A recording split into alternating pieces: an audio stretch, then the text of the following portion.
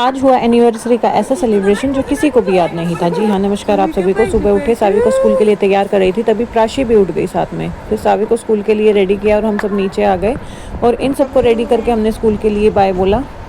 किसी ने सच्ची कही है ना, दुख के दिन किसी ने याद नहीं आया करे ना, नहीं आते ना।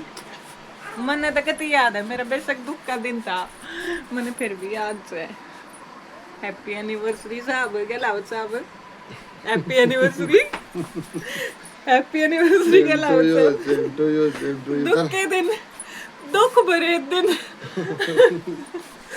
फिर आप हंसे क्यों? आप कहते दुख भरे दिन है।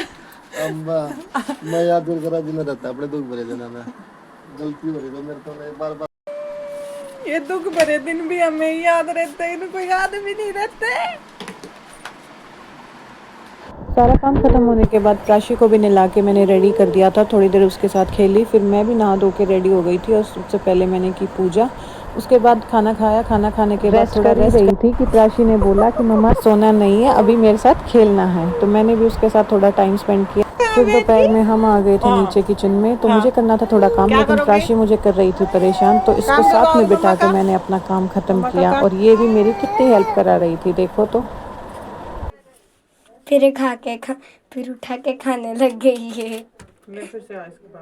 तो आज थी नवमी, जिसके लिए भैया और दी जोत लगाने के लिए गांव में आए थे, तो हम सब ने मिलकर बैठ के बातें की। उसके बाद हम निकल दिए खेत में जोत लगाने के लिए। तो वहां जाके हमने जोत लगाई दादाजी के थान पे और उनसे लिया आशीर्वाद। और आज यहाँ किसी को भी याद नहीं था कि आज हमारी मैरिज एनिवर्सरी है। सॉरी एनिवर्सरी चाची। थैंक यू बेटा। मतलब मेरे को ये समझ नहीं आता। Happy anniversary. आइयो काका।